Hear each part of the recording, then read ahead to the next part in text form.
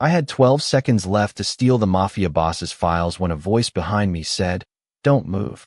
And every lock in the penthouse slammed shut.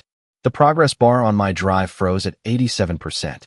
I kept one hand over the hidden port beneath Adrian Russo's desk and the other near the blade inside my sleeve. Floor-to-ceiling glass reflected the city behind me, and the man standing between me and the only exit. He should have called his guards. He should have put a bullet through my spine.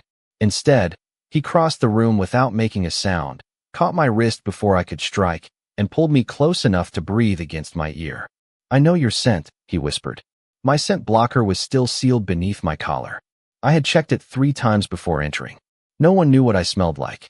That was the point. People could trace a face, a fingerprint, a name. A scent stayed with them. I had survived by making sure mine never did. "You have the wrong man," I said.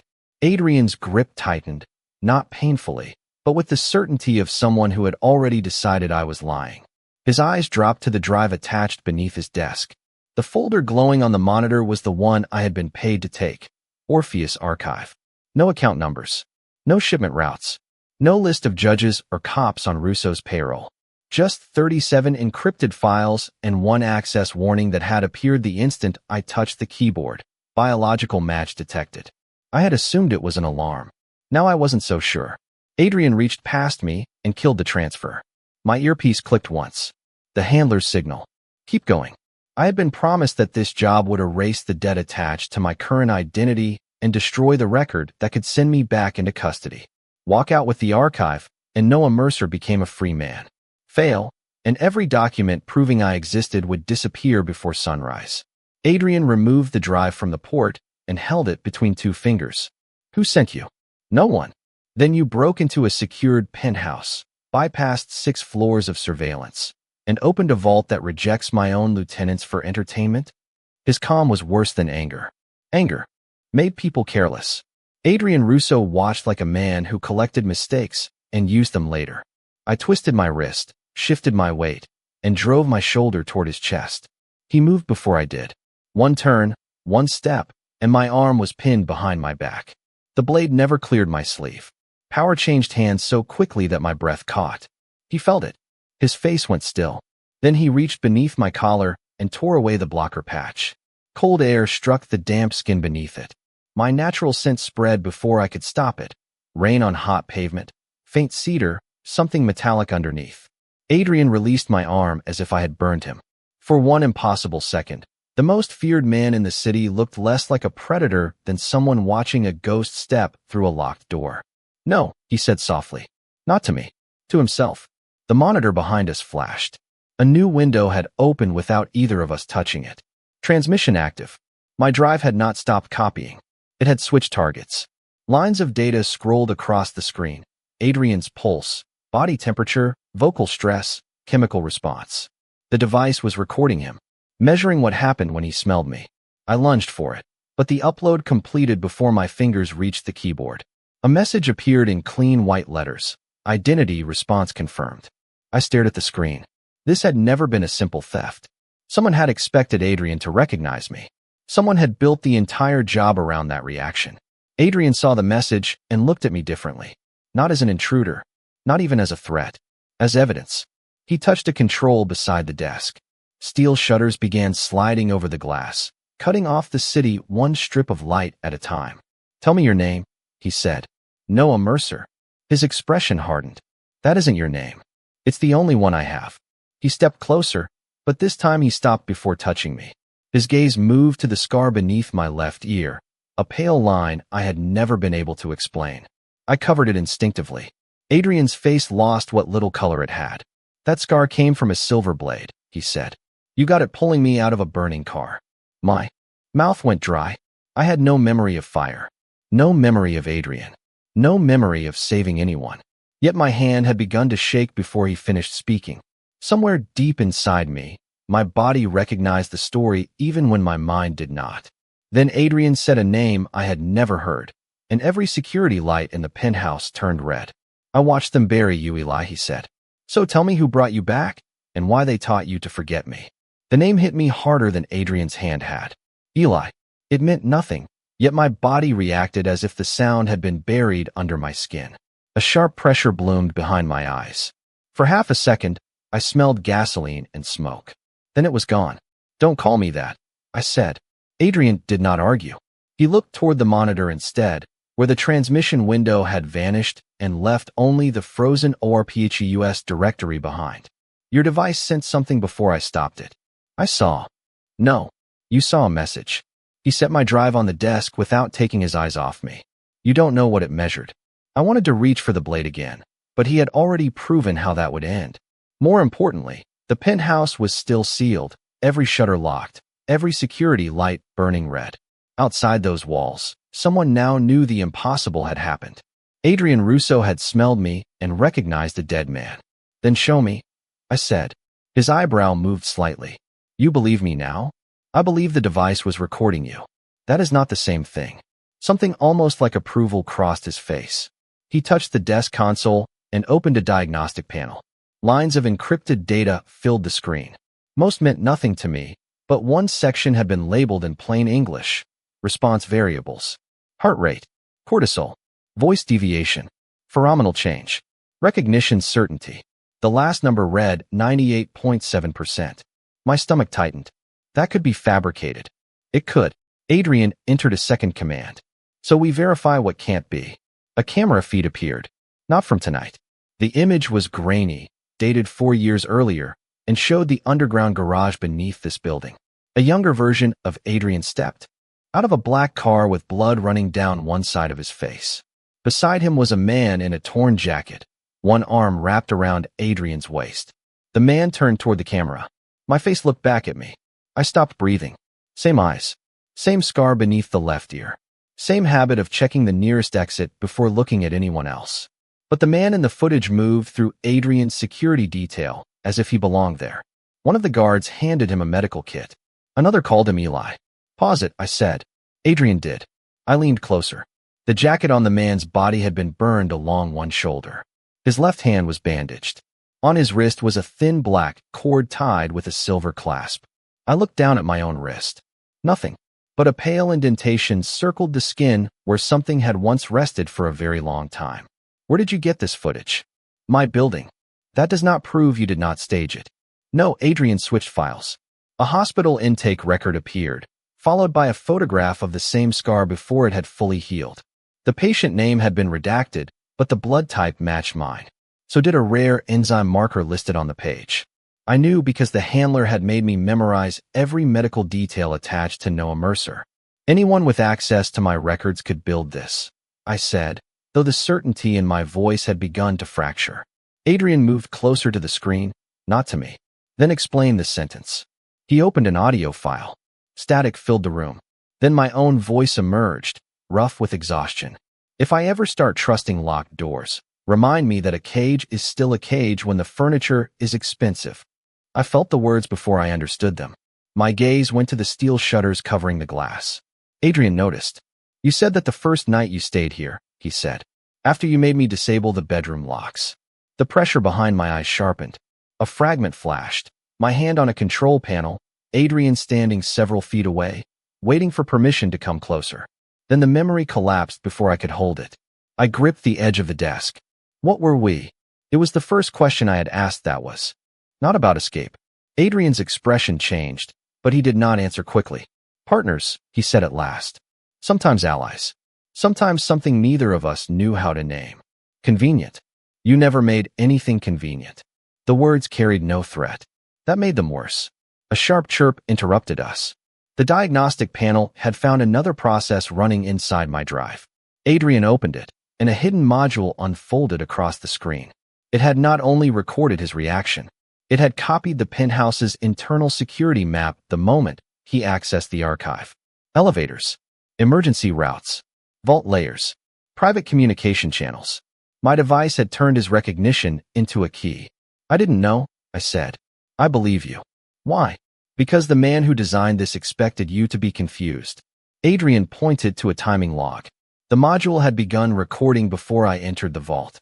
Whoever sent me had known exactly where I would go, exactly what Adrian would do, and exactly how long it would take him to recognize me. Then the screen flashed once. A final transmission escaped before Adrian severed the connection. Identity response confirmed. Begin phase 2. Somewhere beyond the sealed penthouse, a phone began ringing on Adrian's private line. He looked at the number, and for the first time since catching me, fear entered his face. "Who is it?" I asked. Adrian answered without looking away from the screen. The only person who knew Eli was still alive. Adrian did not answer the call. He killed the sound, pulled the private line from its cradle, and crushed the receiver beneath his heel. If that person knew I was alive, why not trace the call? I asked. Because he wanted me to try. Adrian crossed to the terminal and isolated the ORPHEUS archive from the rest of the Penthouse network. The security shutters remained closed, but the red lights stopped flashing. Phase 2 began the moment the device confirmed you, he said. Anything we touch now may tell them what we know. Then we stop touching things? No. He looked at the frozen directory. We find out why they sent you before they erased the answer. He opened the first encrypted file. It was not a ledger of bribes or a list of Mafia operations. It was a death certificate. My face appeared beside the name Elias Vale, age 27, deceased 4 years ago from injuries sustained in a vehicle explosion. The photograph was older, but unmistakable. Same eyes, same scar, same small break in the bridge of my nose. My fingers went cold. That isn't me. Adrian said nothing. He opened the biometric attachment. Blood type, retinal pattern, dental reconstruction, the rare enzyme marker I had seen in the hospital record. Every line matched the medical identity of Noah Mercer. Someone copied my records, I said, or Noah Mercer was built from his. Adrian opened a second file. Another name, another city, another photograph of me, this time with shorter hair and a bruise along my jaw. The record listed me as a federal informant who had disappeared 6 months before Elias Vale supposedly died. A third file identified me as a private security consultant. A fourth called me a courier. Different histories, different employers, same body. How many? I asked. 7 identities in this folder. Which one is real? I knew Elias. That is not what I asked.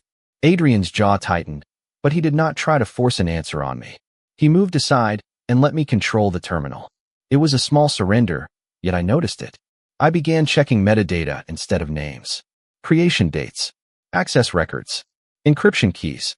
4 identities had been entered after Elias Vale's death. 2 were linked to agencies that did not officially exist.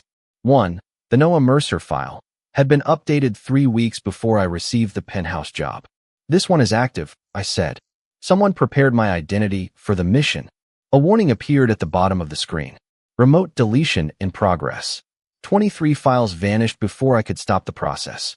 I disconnected the archive from the network, but the deletion continued. It's inside the storage system, I said. Not coming from outside. Adrian handed me the damage drive. Can you use the module? The thing that betrayed us. It copied the system before the deletion started. He was right. I hated that he was right. I stripped the casing with the edge of my blade and rerouted the module through an isolated port.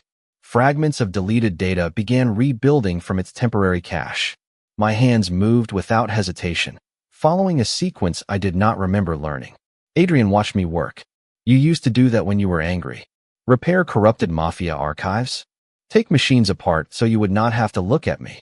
I almost dismissed him, but my fingers had already arranged the screws in a perfect line. A habit too precise to be accidental. The first recovered file opened. Security footage showed me entering the penthouse through the main elevator 4 years ago. No guard stopped me. I placed my palm on the biometric panel, and the doors opened before I entered a code. The man in the footage, me, Elias, whoever he was, walked directly to Adrian's private office and poured himself water without asking. He did not move like a prisoner. He moved like someone who knew where everything belonged. You gave me access, I said. You demanded it. Why? Because you said trust without an exit was only another cage. A sharp tone came from the archive. One surviving contact file had just activated an emergency ping. Dr. Miriam Cole. The name meant nothing to me, but Adrian went still. She treated your injuries after the explosion, he said. She also signed the death certificate. I triggered the secure number attached to the file. It rang twice. Then someone answered without speaking. I heard a breath, a scrape, and a muffled impact. The connection died. Seconds later, Dr. Cole's file erased itself. New consequence. New danger. Someone was not merely deleting records. They were reaching the people inside them. I searched the remaining cache and found one video marked for Elias, if memory compromised. Adrian stepped closer. I have never seen that. Then stay where I can see you. He obeyed. I opened the file. My own face filled the screen, pale and exhausted, speaking directly to a future version of me. If you are watching this, they succeeded. You may not remember Adrian. You may not remember me. But listen carefully. The image flickered as deletion code attacked the file. I copied it to the drive while my recorded self continued. The files are not proof of what Adrian did. They are proof of what someone wants him blamed for. If I return without my memories, do not trust the person who brought me back. The video glitched. A final frame appeared before the file collapsed. I was holding a black data key identical to the one hidden beneath Adrian's desk. Then my recorded voice delivered one last warning. And whatever happens, do not let Adrian open the final vault for you. Behind us, the Penthouse system chimed. The final vault had already begun unlocking. The final vault opened with my palm still resting on the terminal. I pulled my hand back, but the locking sequence continued, each steel bolt withdrawing with a sound that felt too deliberate to be automatic. You did not authorize that, Adrian said. Neither did you. A narrow door slid open behind the shelving, revealing a black case and a single chair facing a recording screen. No weapons, no money, no ledgers. Just a room designed for one person to sit down and learn something they had once been afraid to remember. A timer appeared above the screen. Data purge, 6 o'clock. Someone expected us to reach this room, I said. Adrian stayed outside the doorway. You told me never to enter without you. Before or after I forgot you? Before. I looked at him. Then stay there. He did. That mattered more than I wanted it to. I entered alone and opened the black case. Inside lay the data key from the recovered video, a thin black cord with a silver clasp and a voice recorder. The cord fit the pale indentation around my wrist. The moment I touched it, an image struck me, not a full memory, only Adrian's hand stopping inches from mine while I tied the cord myself. He had been waiting for permission. The vision vanished, leaving my pulse racing. I activated the recorder. My own voice filled the room. Agreement 7. Russo does not track me outside active operations. Agreement 8. He does not open my files without my consent. Agreement 9. If either of us breaks the terms, the other walks away. Adrian's voice followed, lower and younger. And if walking away gets you killed, then you tell me the truth and let me choose the risk. The recording ended. For several seconds, neither of us spoke. You agreed to that? I asked. To every condition. Did you keep them? His gaze moved to the timer. 5 minutes remained. Until the last one. That answer stayed between us as I connected the data key. A series of files appeared, surveillance reports, coded payments, testimony from people whose legal identities had been erased and rebuilt. I had not been working for Adrian. I had been investigating a network that sold clean lives to criminals and false lives to witnesses, then controlled both by deciding which records existed. Adrian had provided money, security, and access to his criminal contacts. I had provided the evidence. We were building a case, I said. Not for the government. You did not trust them. Did I trust you? Enough to give me the only copy you could not carry. A photograph opened. I was asleep on the penthouse couch, one hand closed around the black cord. Adrian sat on the floor beside me, his back against the couch, watching the door rather than me. The intimacy of it hurt more than a kiss would have. It was not possession. It was vigilance. I closed the image. Why did I leave? You found a name inside the network that frightened you. Whose?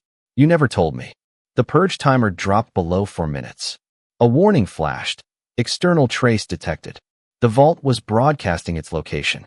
Adrian reached toward the door controls, then stopped. May I come in? The question was almost absurd while someone hunted us through the system. It was also the first thing that made the room feel less like a trap. Yes. He entered, but kept a full arm's length between us. Together, we opened the next file. It contained a recording of me arguing with Adrian. If they know I gave you the archive, they will use me to open it again, my past self said. Then stay here. That is not protection. That is ownership with better furniture. Adrian's face on the recording tightened. What do you want me to do? Help me disappear. Temporarily. No trackers. No guards. No one who knows where I go. The file ended before his answer. The live Adrian looked at the floor.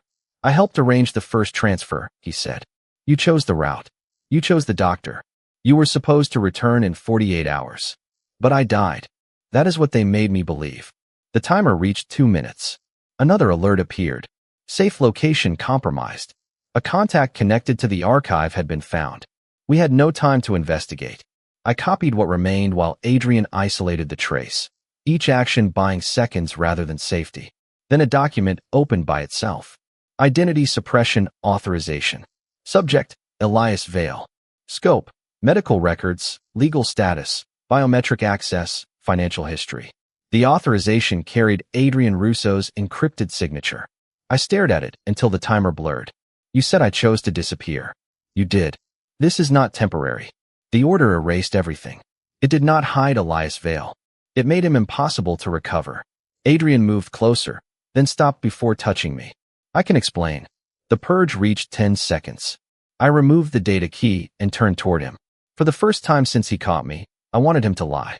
Then explain why the man who promised to let me walk away signed the order that erased me from the world. Because you were already gone, Adrian said. The purge hit 0. Every file on the screen vanished, but the data key in my hand remained warm. I waited for the vault to seal. Instead, the entire penthouse shuddered. Lights died. Emergency power returned in thin red strips along the floor. Somewhere behind the walls, locks began opening one after another. Not ours. Someone else's. Adrian moved toward the terminal. The signature was mine, he said. The order was not. That sentence is supposed to help? No. It is supposed to keep you alive long enough to hear the rest. He pulled the ruined device from my pocket and split its casing across the desk. Beneath the transmitter sat a second circuit, smaller than a thumbnail. I had seen enough covert hardware to recognize a passive relay. I had not seen one built to wake only after a biometric response. Adrian connected it to an isolated reader. The display filled with data harvested since the moment he caught me, his heart rate, the vault doors he opened, the security layers he overrode, every private channel activated after he smelled me. A map of the penthouse assembled line by line. They never wanted the files, I said. Adrian looked at me. I heard the truth before he spoke it. They wanted you to make me open them. The room tilted. The job, the debt, the promise that Noah Mercer could become free, none of it had been real. I had not broken into Adrian's penthouse because I was the best thief available. I had been sent because I was the only key he would recognize before he understood he was being used. The relay emitted a soft tone. Phase 2 access granted. On the wall, the internal security map changed. Red markers appeared at the emergency elevator, the private server room, the archive conduit, and 3 safe locations outside the building. One marker began blinking. Dr. Miriam Cole, signal lost. They found her, I said. Or made us think they did, Adrian replied. Either way, they knew opening this vault would make me activate every protection connected to your old identity. Another marker flashed. Then another. Safe houses I had never heard of were being exposed because Adrian had tried to protect someone I did not remember being. New consequence. Every door he opened for me became a door for them. I searched the relay's cache. The code was layered, but parts of it felt familiar. My hands moved before my mind caught up, stripping out decoy packets, tracing the command path backward. Someone had built the module around habits I already possessed. Even my way of breaking encryption had been anticipated. They knew how I would attack it, I said. They trained you. Or I helped design it. Adrian's expression hardened. You would not. You keep telling me what I would and would not do as if that person still belongs to you. He never belonged to me. The answer came too quickly to be rehearsed. I looked away first. The relay opened a hidden log. Mission objectives appeared in sequence. Objective 1, insert subject and Mercer. Objective 2, confirm Russo recognition response. Objective 3, trigger legacy access. Objective 4, map protective network. Objective 5, isolate both assets. Both assets. Not target and intruder. Not boss and thief. Assets. The word cut deeper than the order bearing Adrian's signature. A countdown began at the bottom of the screen. 14:59. What happens when that reaches 0? I asked. Adrian checked the external cameras. Every feed showed the same empty hallway, looping the same 3 seconds. They take control of the building or force us out.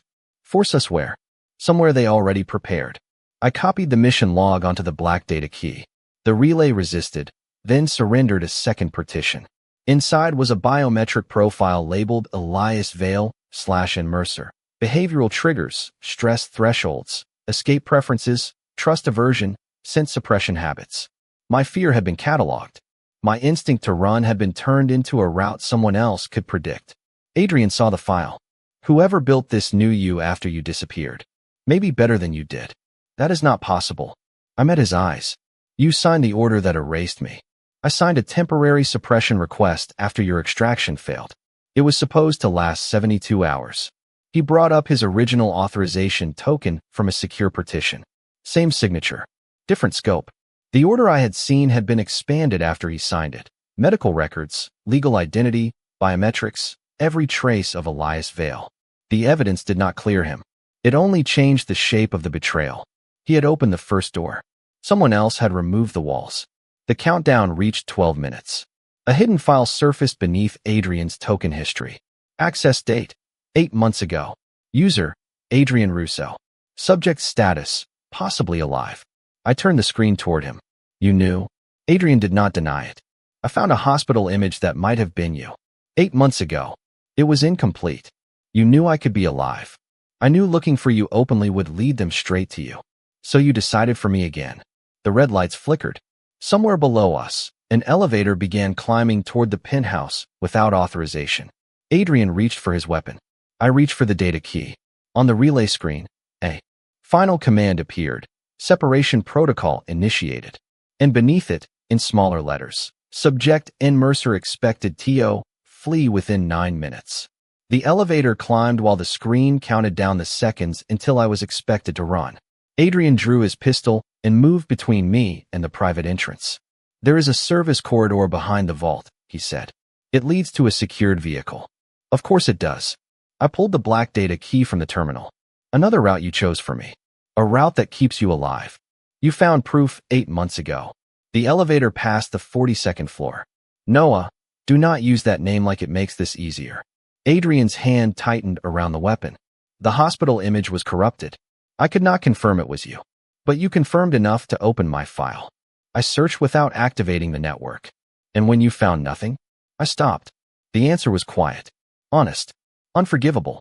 He had stopped because he believed silence was safer than asking whether I wanted to be found. The elevator reached the 48th floor. Adrian entered a command into the wall panel, but the system rejected him. Administrative control revoked.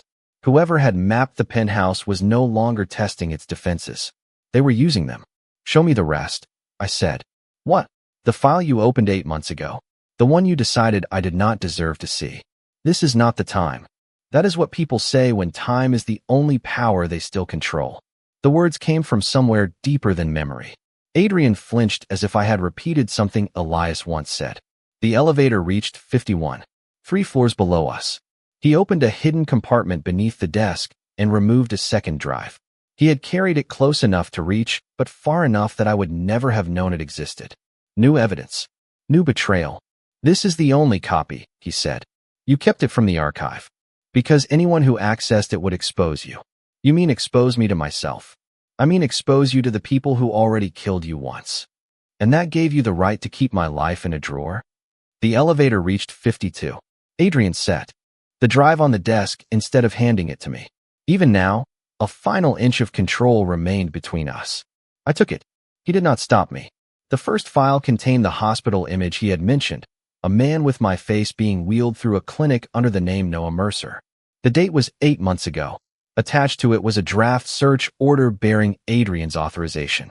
Status: canceled before deployment. The second file held an unsent message. Eli, if this is you, I will not come for you until I know they cannot follow me. I read it twice. You wrote this. Yes. Then you never sent it. No, the elevator reached 53. You were afraid they would use me to reach you. I was afraid they would use me to reach you. That difference matters to you. It mattered every day. His voice cracked on the final word, but grief did not erase consequence. The handler had built my life inside the silence Adrian chose. Every false record, every job, Every order I mistook for freedom had been possible because the only man who recognized me decided recognition was too dangerous to share. You made the same choice he did, I said. You decided what I could survive knowing. I was wrong. No defense. No excuse. It should have helped. It did not. The elevator stopped outside the penthouse. The doors did not open. A metallic impact sounded from the other side, followed by the hiss of cutting equipment. Adrian reached for my arm, then stopped before touching me. Come with me through the service corridor. And then what? A safe house? A new name? Another locked room where you decide which files I am allowed to see. You decide everything after we get out. That promise only exists because I caught you lying. The countdown on the relay read 5:12. Subject in Mercer flight probability 94%. They knew I would see Adrian's secrecy as another cage. They knew I would leave. Recognizing the trap did not make staying feel like freedom. I slid both drives into my jacket. Adrian's gaze followed them. Those files can expose every surviving witness. Then I will protect them. Alone. At least the mistakes will be mine. The cutting stopped. Silence gathered outside. The elevator doors. Adrian stepped aside from the passage behind the vault. He could have locked me down. He could have ordered me to stay. Instead, he entered a code that opened the service corridor. The route exits 2 blocks east, he said. No vehicle. No tracker. No men waiting. You expect me to believe you? No. I expect you to check. That was the first thing he had said that sounded like respect rather than protection. I entered the corridor. Before the door closed, Adrian spoke again. Eli. I turned. That name belongs to a dead man, I said. Noah belongs to whoever built me. Until I choose otherwise, neither of you gets to name me. The door sealed between us. I found the first hidden camera, disabled it, then discovered the route was exactly as Adrian promised. Empty, untracked, open. That almost made leaving harder. I emerged into the alley as alarms erupted high above me. My burner phone rang before I had taken 10 steps. Unknown number. I answered without speaking. A familiar voice, the one that had assigned me the job, managed my debts, and taught me never to ask where my records came from, said, You did well, Noah. I stopped beneath the shadow of the tower. You knew he would recognize me. The handler laughed softly. You were never sent there to steal the files. You were sent there to bring them to me. Across the street, a black car opened its rear door. Get in, he said. Unless you want Adrian Russo to learn how many people will die the moment you try to run. The black car door closed behind me, and every lock engaged at once. Put both drives on the seat, the handler said through the speaker above my head. I kept them inside my jacket. The windows were opaque, the divider sealed, and the air carried the sterile chemical scent of places designed to leave no trace. You threatened witnesses, I said. I reminded you that choices have consequences. Those are not the same thing. They are when I control the consequences. The car moved. I counted turns, acceleration, road texture, anything that might tell me where we were going, but the route felt deliberately familiar. Left after 19 seconds. Tunnel after 40. Too sharp. Climbs. A sequence I had practiced without knowing it was practice. The handler had not merely predicted my escape from Adrian. He had trained the escape into me. A screen lit across from my seat. My photograph appeared beside a file header, in Mercer integration record.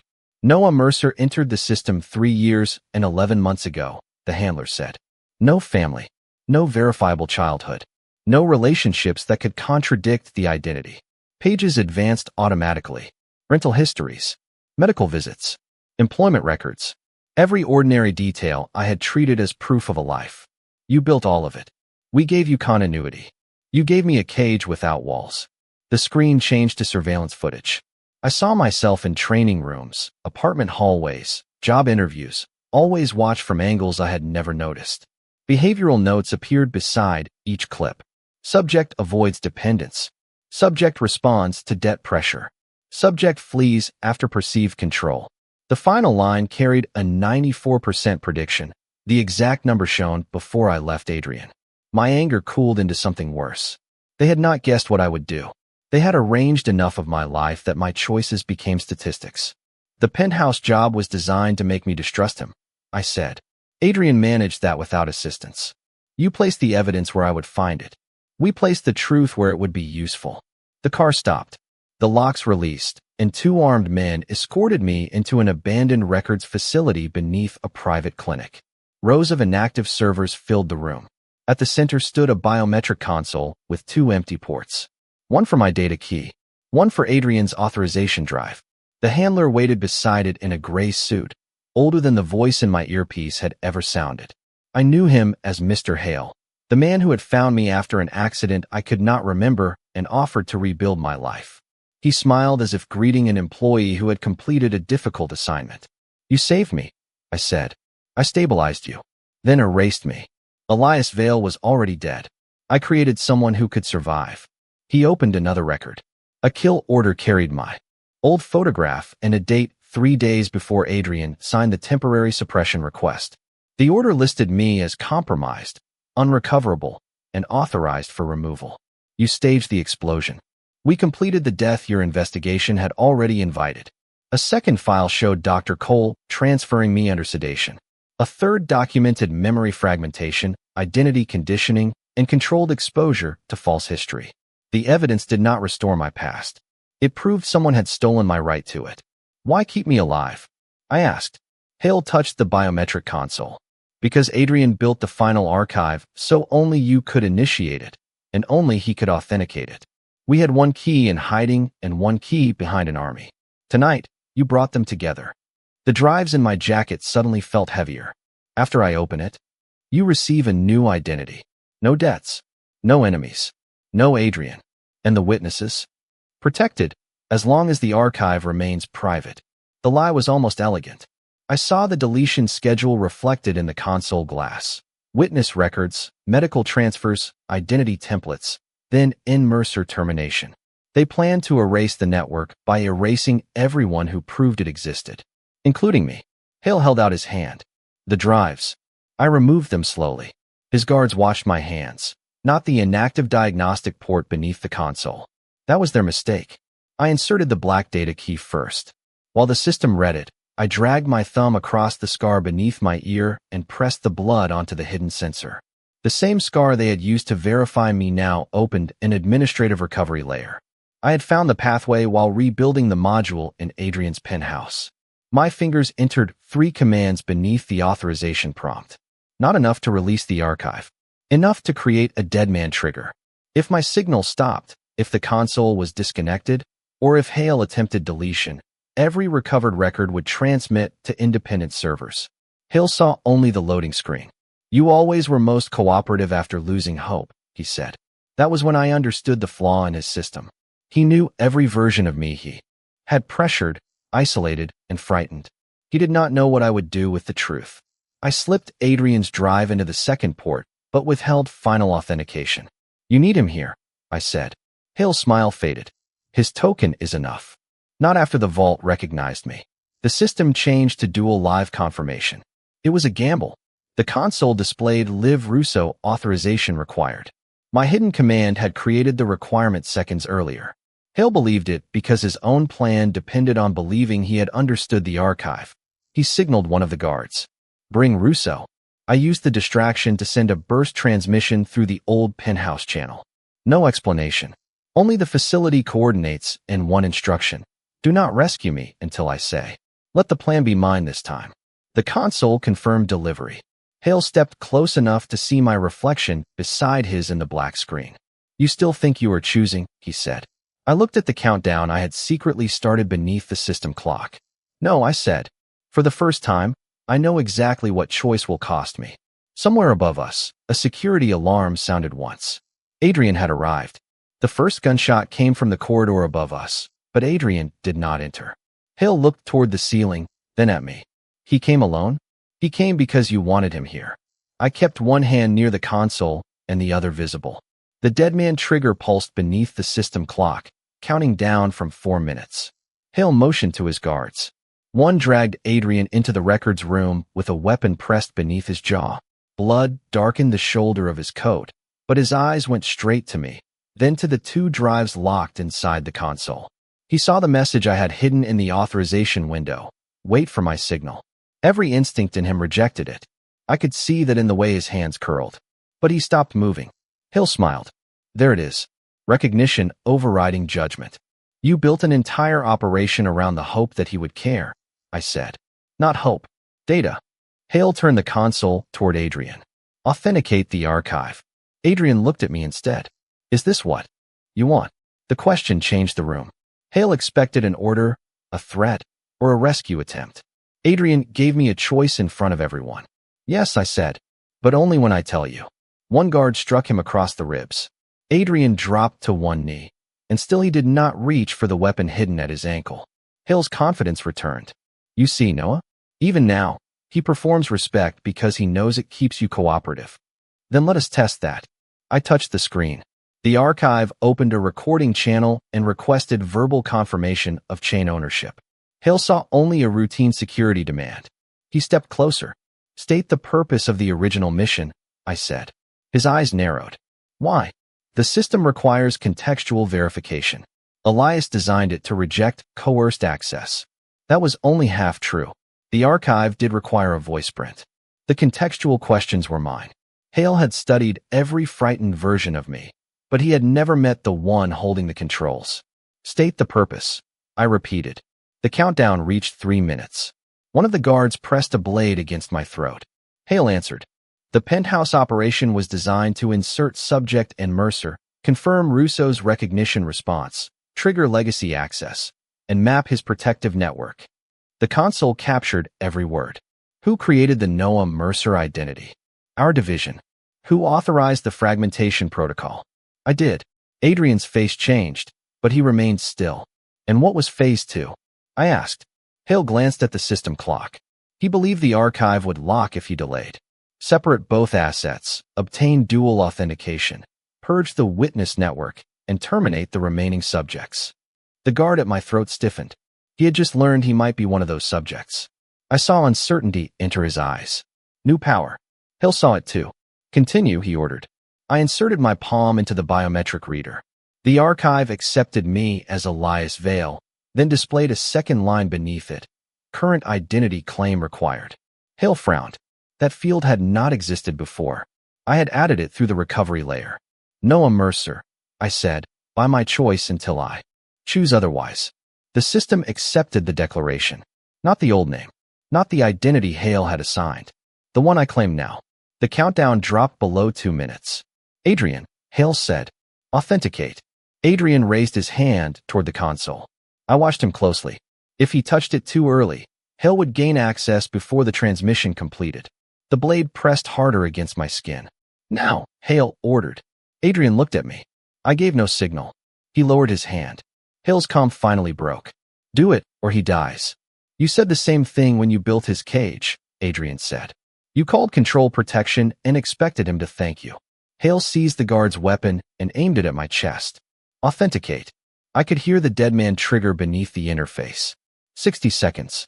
I had one remaining step. Adrian, I said. His eyes locked on mine. Now. He placed his palm against the second reader. Dual authentication completed. Hale lunged for the master controls, but the archive did not open for him. Instead, every screen in the facility lit with the recording of his confession. Identity templates, kill orders, transfer logs, and witness lists began transmitting to independent servers. The dead man trigger became a live release. Hale stared at the progress bar. What did you do? I gave the system what you taught it to trust, I said. Predictable behavior. I nodded toward his hand on the deletion control. You always erase evidence when you lose control. He had triggered the final confirmation himself. Hale fired. Adrian moved, but not before my signal. He hit the weapon aside as I dropped behind the console. The shot shattered the black screen, spraying glass across the floor. The guard beside me turned on Hale rather than complete a purge that included his own name. The room collapsed into motion, shouts, steel, one brutal impact. But the outcome had already been decided. The transmission reached 100%. Hale's network was no longer hidden. My identity was no longer hidden either. Every record now proved that Elias Vale had survived and Noah Mercer had been manufactured. I had destroyed my last safe disguise. When the noise ended, Adrian stood across the room with Hale's weapon lowered at his side. He did not come toward me until I stood on my own. The exits are clear, he said. The files. Every copy is under your control. He removed his authorization drive, and placed it in my hand, including mine. I looked at the open corridor behind him. No guards. No locked doors. No demand that I stay where he could protect me. What happens now? I asked.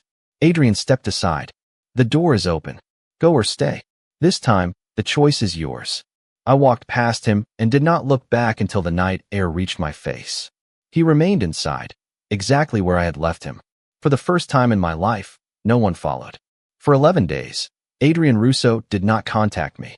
No calls. No messages. No black cars idling outside whatever room I rented under whatever name I used that night. I changed hotels 3 times, crossed the city twice, and opened every device I owned looking for trackers. There were none. The files he had given me were complete. His access keys. His private copies. The original suppression order. The hospital image from 8 months ago. Even the unsent message he had written when he thought finding me might get me killed. He had surrendered every piece of my past he could have used to bring me back. The network Hale built collapsed in layers. Witnesses were moved before the remaining cells could reach them.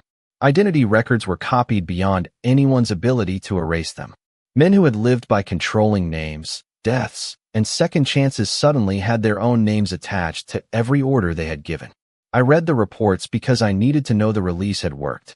I stopped when the facts became someone else's responsibility. For the first time, my life was not hidden inside another man's archive. The final file was a transfer document. Owner, Noah Mercer. It granted me sole control over every surviving record connected to Elias Vale, Noah Mercer, and the 5 other identities built around my body. Adrian had removed his own authority before handing me the drive. He could not open, alter, or copy anything unless I allowed it. Beneath the authorization was one sentence. In his voice, recorded without music, explanation, or apology.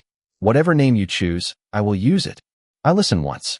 Then I deleted the copy from the hotel system and kept the original. On the 12th night, I returned to Bellini Tower. I wore no disguise, no gloves, no scent blocker beneath my collar. The lobby guards recognized me, but neither reached for a weapon. One touched his earpiece, listened, then stepped away from the private elevator. Mr. Russo left instructions, he said. You may go up if you choose. If you choose. Not if I came back. Not when I came back. The elevator rose without requiring a stolen code. My palm opened the penthouse level because the access now belonged to me. When the doors parted, no alarm sounded. No steel shutters covered the glass. The city stretched beyond the windows, bright and distant, exactly as it had the night I broke in. But the front door remained unlocked behind me. Adrian stood near the far end of the room. He wore no jacket and carried no weapon. He did not move when my scent reached him. Rain on hot pavement. Cedar. The metallic trace Hale's records had reduced to a chemical signature. Adrian simply closed his eyes for one breath, then opened them. Noah, he said. I had considered Elias. I had spoken it alone, testing whether it fit. It belonged to a man who had been brave enough to investigate Hale and frightened enough to leave warnings for the person he might become. I respected him. I mourned what had been taken from him. But I was not required to disappear so he could return. Noah, I confirmed. For now. Adrian nodded. For as long as you choose. I walked to the glass. My reflection met me first. Not Elias in an old security recording. Not subject and Mercer in a behavioral file. Me. Adrian's reflection remained several feet behind, close enough to see, far enough that he was not standing over my shoulder. I placed my palm against the window. A clear print remained on the glass. The first night, I had entered determined to leave nothing behind. Now the mark felt less like evidence than permission to exist. The system cannot lock this floor while your access is active, Adrian said. You can open every door. You can delete your access. You can leave without telling me. You changed all that before you knew I would return. I changed it because you might not. I turned toward him. Why did you remember my scent? He did not answer with fate, instinct, or ownership. Because you were the only person who ever came close when I had nothing left to defend myself with, he said. You stayed until I slept. Then you left before I could turn gratitude into a cage. A fragment moved inside me. Firelight, a dark room. Adrian asleep with one hand open between us. It did not become a full memory. I let it pass without chasing it. I may never remember everything, I said. I know. I am not the man you lost. Pain crossed his face, But he did not look away. I know that too.